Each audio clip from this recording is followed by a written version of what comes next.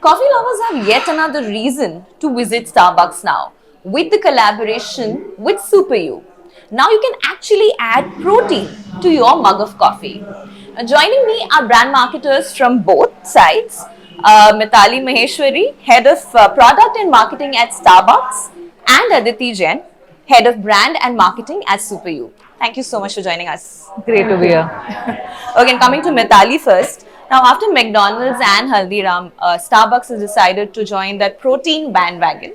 Tell us, will this give coffee a facelift? At a time when everybody's talking about the ill effects of drinking too much coffee. Is this going to change the way people are going to look at coffee? Well, I feel that people are kind of changing their perspective on health nowadays, right? So for them, it's a lot about how does it fit into my everyday ritual and everyday life versus it being one New Year resolution where I'm like focused on health on January and then I'm back to square one February onwards.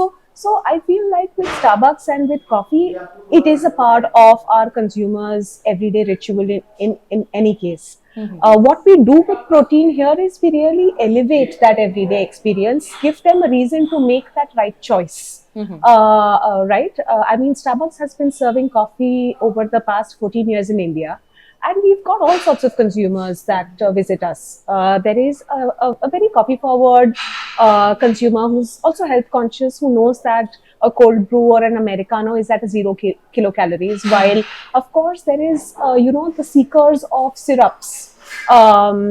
And this year we also kind of completely zero sugared our syrups as well, to make it more accessible and a right fitment in their everyday choice.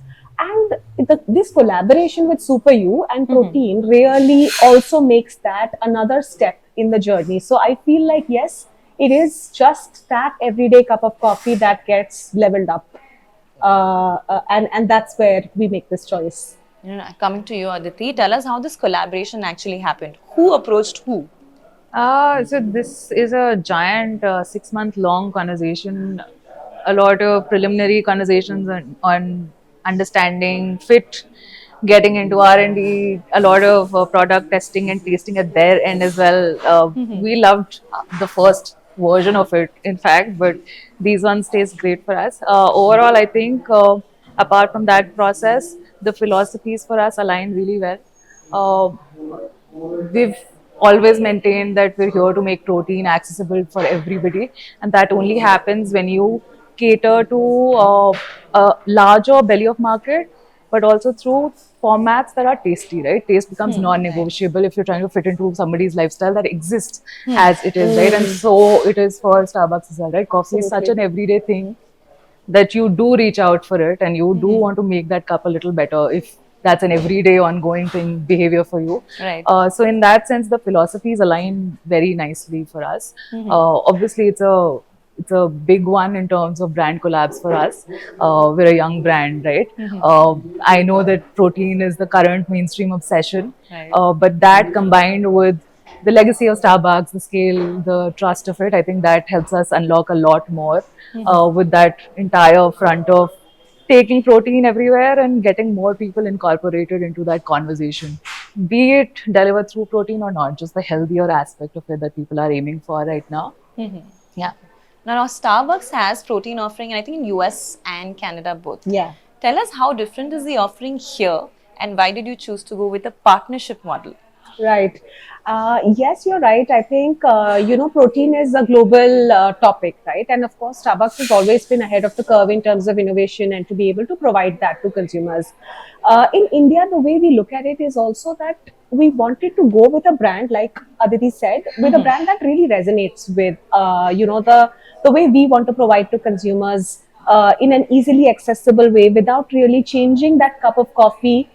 Providing great taste, because consumers want taste first, even if they want that healthier choice. Right. And Super You has a protein that is mad tasty, right? So Yeah. we really wanted to go with that. But also it's very easy to digest. So it's a yeast-based protein which is gut-friendly, and therefore giving the consumers that right choice to make on an everyday basis. So that's really where Super You fit super well with our range of products. No, I happen to see your ad, and it's I think everything gets packed nicely in that little 30-second window. Right. Just to sum it up, I mean, in one cup, you're basically providing about 16 grams of protein, which is about one-fourth the body requirement of protein if you're looking at a person weighing 60 kg roughly. So that's pretty good. But coming to the taste part, it's a big dosage. Yeah, It's a big, yeah. and I For think people who it's also count like their different for protein different intake. ranges, right? Like a tall cup of coffee, iced coffee, is about 11 to 13 grams, while 16 to 18 grams is for a venti. So it totally depends on what the consumer chooses.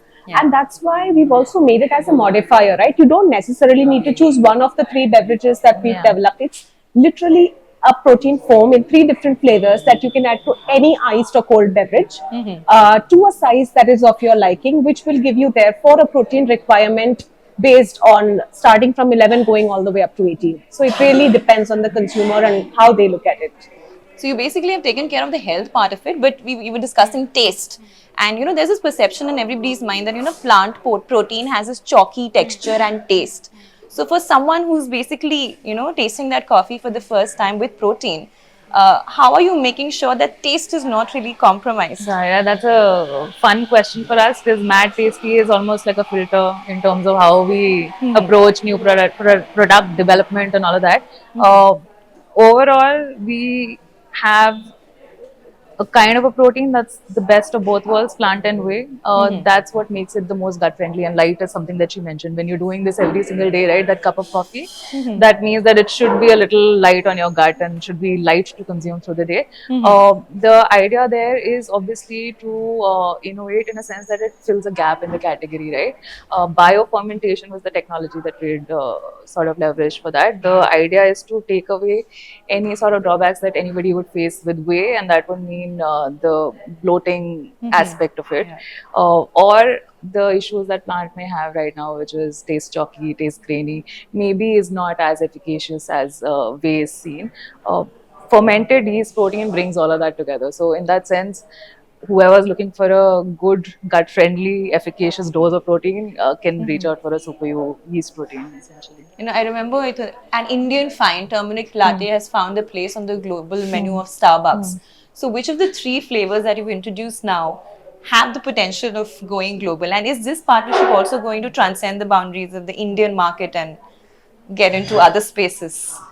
Well, I think to the first part of your question, I feel any of these products that we've developed can go super global. And I'm not comparing necessarily to the turmeric latte because the turmeric latte is actually something that the globe realized much later, while in an Indian aspect, if you go like 1,000 years back, you will find turmeric in everything that we did, right? So yes, is the West getting inspired by India? Of course, in many ways. If you go back to our culture, I feel Indian culture has translated into a global attraction. However, now coming back to the drinks and the taste of it, I feel any of these could totally be globally translated. We are using very familiar platforms like cold brew, for example, right? Cold brew is not just an Indian favorite, but actually globally consumers love the Starbucks cold brew. It is very meticulously brewed. It is a product that resonates with younger consumers. For a very coffee forward consumer, adding a very tasty protein foam, which is not just health forward but also taste forward, is something that can become it could go to the US, it could go anywhere else as well. Again, frappuccinos, iced lattes, we see a lot of consumers still trying the frappuccinos and iced lattes as their first drink ever at Starbucks. So which allows us to say, hey, this gives us an opportunity to get more consumers their familiar platforms and their drinks just the way that they would like it, but with protein fortification. So in a sense, opportunity to go global, any of these could. And that's a big one, right? You custom make a drink for a person. Yeah. They can choose any beverage off the menu and say, I want protein on top of it, Absolutely. and nothing changes in terms of the flavor profile of it, right? But you get that dose that you're looking for. But just on that turmeric point, right, it's very interesting because Indian consumers have a very different outlook To that. entirely towards that conversation. They don't want to buy that whole stereotypical idea of it. they would much rather just reach out for Absolutely. the And you straightforward won't drink. find it on our Indian menu as Yeah, well, because yeah. we know that this is a household item, Yeah. that it's simply a haldi doodh, Yeah. Right. which Medicinal we've been having properties, since yeah. forever, right? So, Yeah. so it's not a Starbucks thing. Of course, the West might get inspired from Yeah. India more often than we think. And how are you promoting these three flavors? I think that we've been very targeted with these three flavors. One is, of course, we want the community, whether it's runners, whether it's people who've been active, and I would say physically active, not necessarily just gym goers, because I feel everybody needs protein. And now the realization that we need protein in our everyday life is a lot more across people in different categories. So like office complex stores, like running clubs, like even with Super U, we've been Yeah, doing a lot of yeah. collaborations, right, with other brands as well. And just being able to make people try it first will add a lot more credibility than whatever else that we can do. So we've really been focusing on making people try the product. Okay. If they experience it, they know how good it is for you. But of course, larger, out of store marketing and digital ads and all of that stuff Yeah. is the plan. All of our attempts have been to do everything culture first. Yeah. So even in terms of how coffee is a part of it, protein is a part of that conversation. Being active and on your feet and doing paddle, pickle, running, all of that is such a big part of the conversation today. And those are the guys who are looking at this lifestyle as well, right? And those are the guys who are reaching out for this drink as well. Yeah, so I think that conversation works out really well for anybody and everybody Yeah, absolutely. who sits on the internet and follows 20 trainers and wants to do high rocks. And yeah, Right. so it's interesting that. I think Starbucks doesn't have a brand ambassador, but Super U, of course, is founded by Ranveer Singh. Are we going to see him in the ads that follow? I don't know how much I can talk about that, but maybe down the line you'll see something come up on that front. Okay. And what percentage of your targeted growth for the year ahead is this expected to contribute to individually? Well, of course, you can Yeah, go first. I will not put any number to this. I think since obviously it's early days right now, we're about 11, 12 days into this. It's been a great one in terms of the response we're getting. People have already picked their favorites. I was telling you this earlier. Even in terms of the conversations we see happening on our ads or any sort of social listening we're doing, all conversations are on, oh, I was waiting for this to happen. And even in the run up to this being a real collaboration, we would always get wish lists from people. Add protein to coffee, add protein to coffee. We also have a cold coffee flavor in our yeast protein. But that idea of like just changing that conversation a little bit by bringing two big giant conversations together, cultural insights together, I think that has worked out really well. I just want to see more people talk about it, more people drink it, and also in a way recruit new audiences who come in via taste only and then get into protein in that sense. Now, recently, the coffee chain universe and the protein market both have exploded, and how? Now, I want to ask you, Mitali. Starbucks, of course, has been growing year after year, but past year, the growth has slowed down to about 5%, and competitors like Blue Tokai and Third Wave Coffee have sort of gained ground. Tell me, what is the key to a bumper growth in the coffee market? I think that overall coffee and Indian consumers consuming specialty coffee is growing.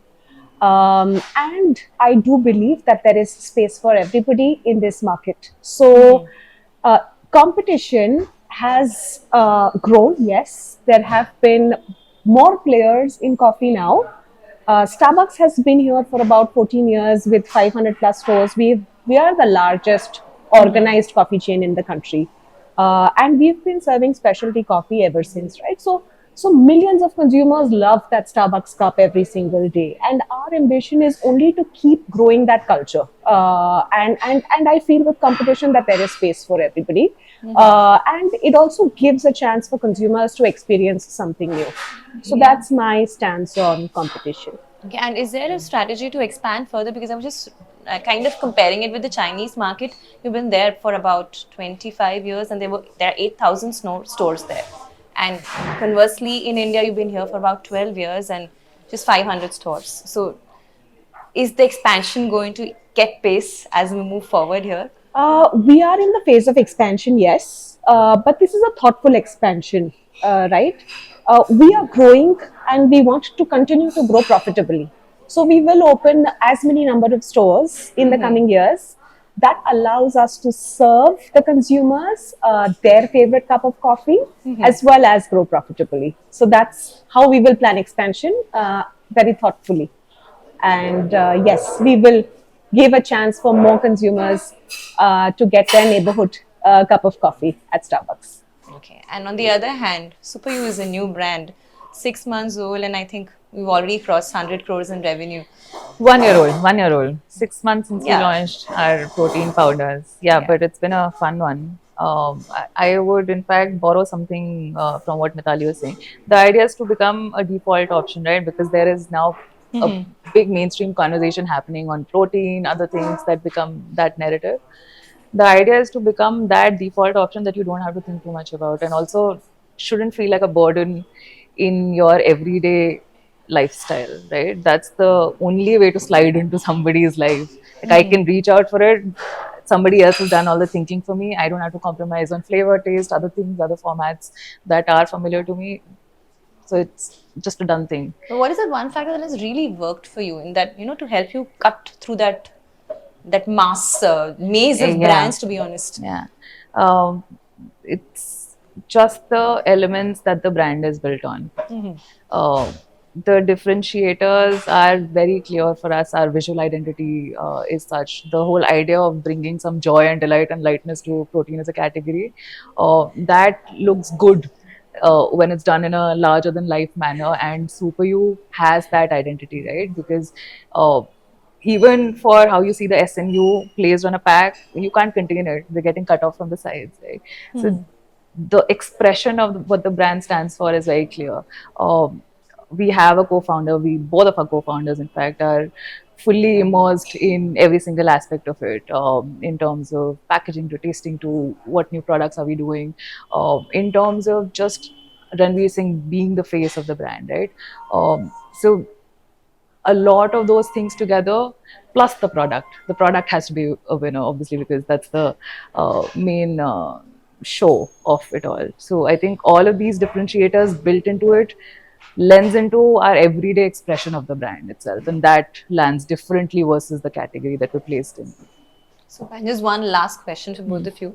I watched the campaign, and there you talk about rituals and resolutions. So I want to know from each of you, both of you, one ritual, one resolution for the year. I don't have a resolution, unfortunately, because I often believe that it gets lost somewhere. So the ritual that I have is that whenever I am on a call, I try to take active steps when I don't have to do something that involves sitting. It just acts towards movement, towards staying active. And if you're on a call and if you're moving, it just naturally your energy is being used by your body. So I like that approach. I try to do that as much as I can. And that would be one ritual, I'd say. Mine is also fairly simple. We were talking about it earlier. I don't want to pick up my phone the moment I wake up. So I want that whole divide between this fast-paced life and just not looking at it from the get-go. Yeah. That one for sure. Resolution, obviously, in a very larger sense, is tough to keep up with, right? It's not something that I can blanket say I'll do this year, but I would like to do these tiny things that can sort of get me somewhere. In hindsight, I can say that there was a great resolution to keep. Yeah. Fab. So I'm actually looking forward to trying all the new flavors. Yeah. And I hope you foray further into this health journey and make lives easier for us while picking up that cup of coffee Awesome. guilt-free. Absolutely. Thank you so Thank much. you. Thanks. Nice chat.